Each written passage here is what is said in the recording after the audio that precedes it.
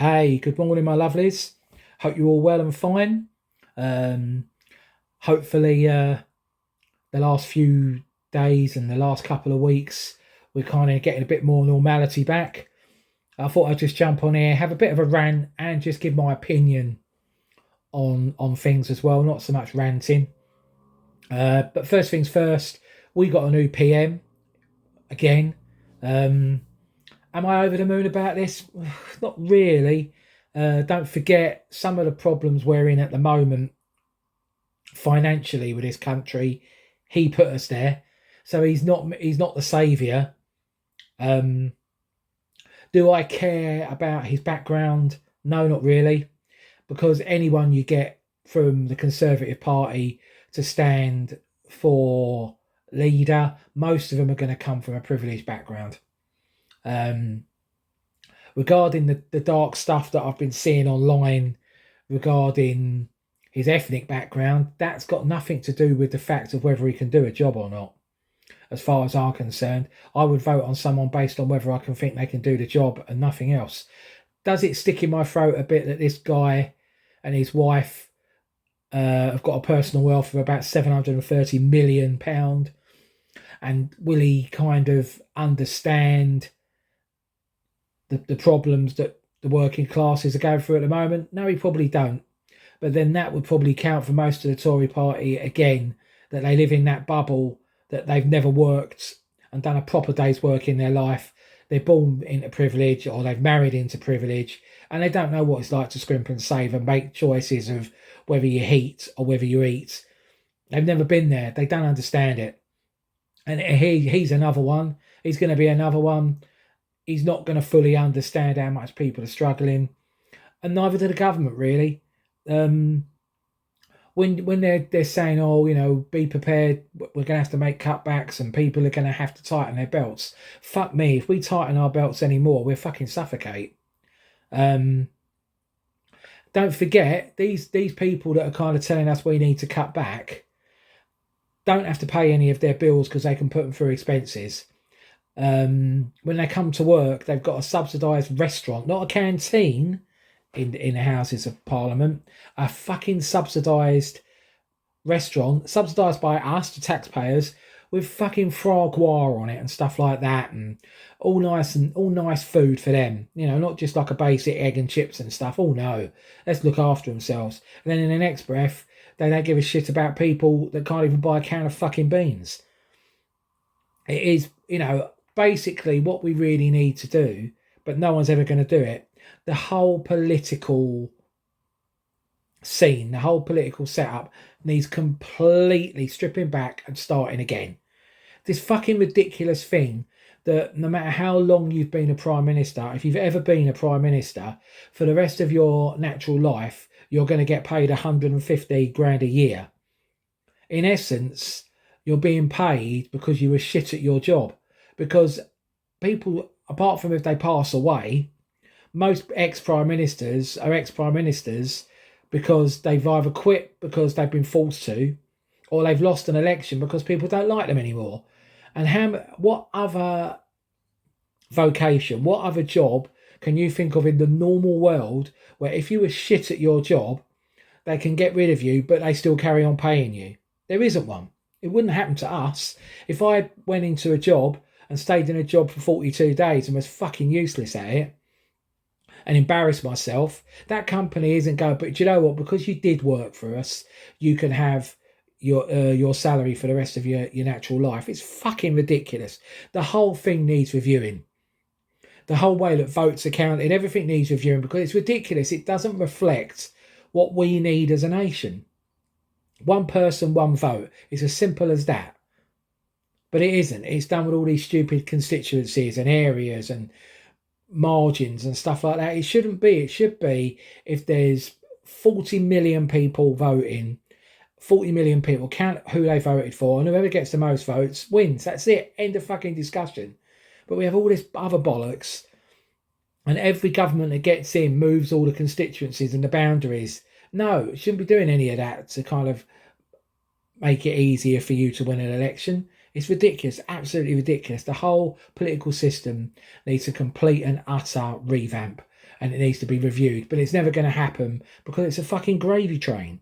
These fuckers are getting money given to them hand over fist. They never have to pay a bill in their life because they can put it all through expenses. They have a subsidised restaurant in the Houses of Parliament, subsidised by us, the taxpayer, that's like a full-on restaurant. When there's people sitting at home that can't even buy a can of fucking beans to feed themselves, these bastards are fucking filling themselves up with nice yummy treats in a restaurant. And they don't have to go every day. They can, as long as they go a percentage of the year, they can choose to turn up when they feel like it. It's fucking ridiculous. Absolutely ridiculous. So we've got yet another Prime Minister. Do I think he's the hero? Is he going to run in and save everything and make everything better? No, not really. It's going to take years to get back out of this again. And again, we know who's going to pay for it. We know who's going to get hit the hardest. And it isn't the people who should be. It's not big corporations that aren't paying enough fucking tax. They're not going to get clobbered. It's not people that are earning vast amount of money and don't pay tax and put their money in offshore accounts and stuff like that. It's not going to be them that gets fucking hit. It's going to be the likes of me and you that do things the right way. We pay our tax, we pay our national insurance, we work 5, 6, 7 days a week, depending on what you do everything right, and we get fucking clobbered every time. And, it's not going to change. It's never going to change because it's a gravy train. If you can become a politician, if you can become an MP, you're fucking laughing. Was it somewhere between about, 70 grand, 80 grand a year they get? And they don't even have to turn up for work every day. And everything they can claim on expenses down to like when you see these fucking politicians, when you see their expenses claims and they're claiming for like a 30 pence pencil sharpener on their expenses, oh, fuck off and do me a favour. When we've got people, with no exaggeration, when we've got people in this country that are going to be in the winter thinking to themselves, I can't be warm because if I want to make myself warm, then I can't eat. And the government, whatever government gets in, is going to sit back and think that's fine. Because don't kid me, I'm not going to be kidded by Keir Starmer thinking that if he gets in, if we were to have a general election, which we aren't, we're going to be forced to be had. We're going to be forced to have what we've got, even though we didn't want it.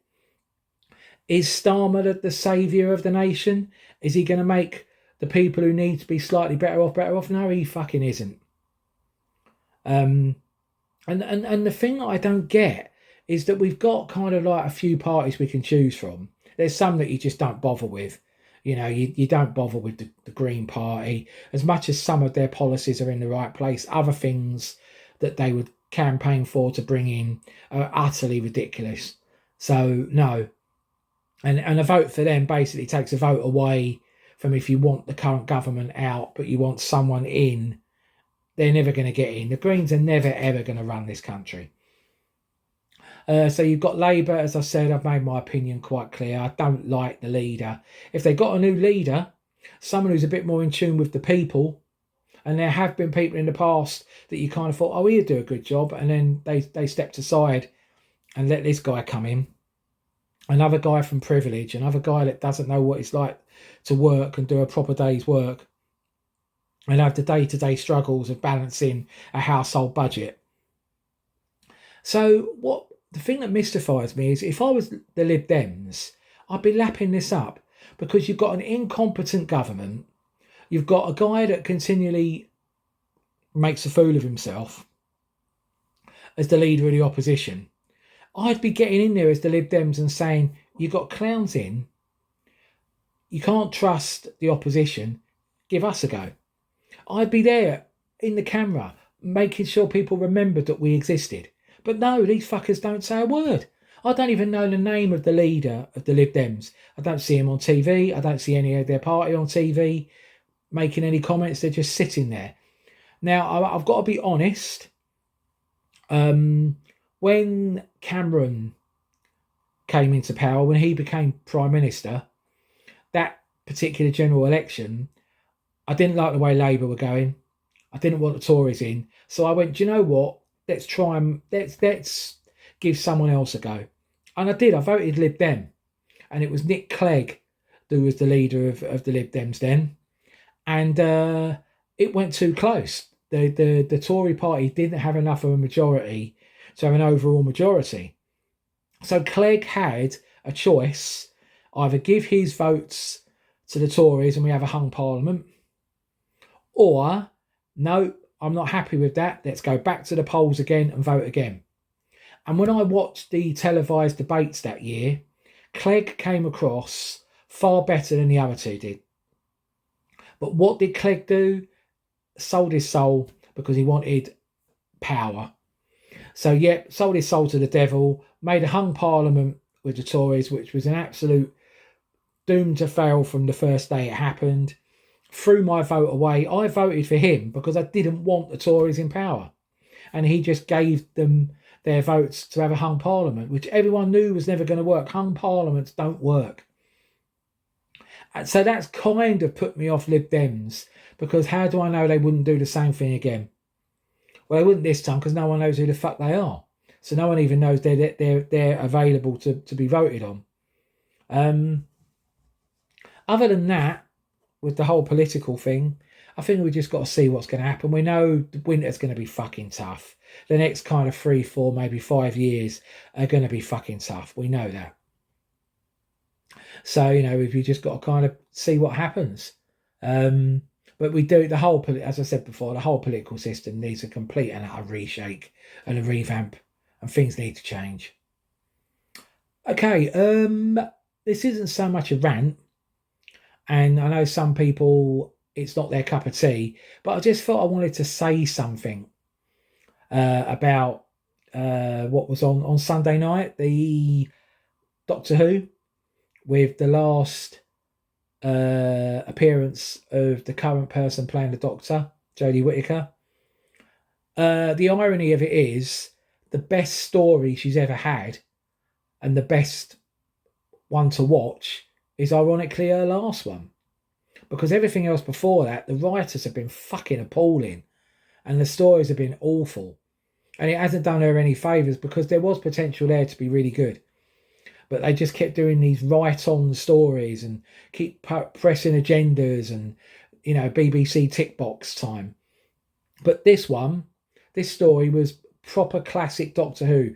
Old characters coming back, nods and winks to things that have happened before for us fans, kind of going, oh, wow, what about this? Oh, wow, what about that? So, yeah, the irony was the best story that Jodie Whittaker's ever had is her last one.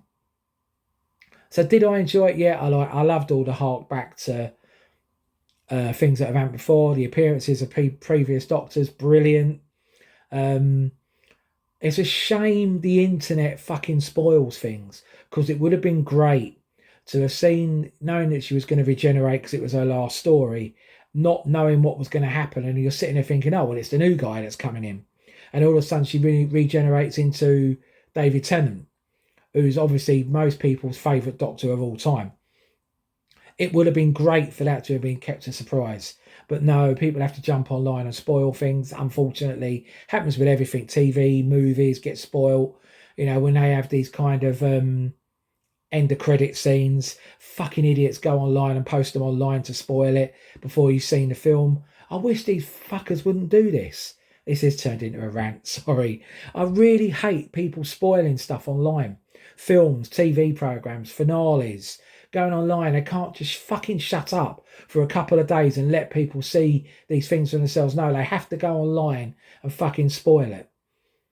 And unfortunately, that's what happened with this. There were people had already posted pictures going, oh, look, David Tennant's filming Doctor Who. So everyone kind of thought he's going to make an appearance of some kind. So it would have been nice to have had that kind of regeneration and him popping up. It's like, wow. So yeah, overall I thought it was really good episode. I really enjoyed it. Curious to see what they're going to do regarding David Tennant, because obviously he's not the next Doctor full time. We've already been made aware who that's going to be, and time will tell if they're going to be as good as people before. They're going to have better writers, that's for sure, because the writers for this current Doctor have been fucking awful. But yeah, overall, Good fun on a Sunday night. Really enjoyed it. Changing the gloom and doom on TV. Apart from that, I can't really think of anything else.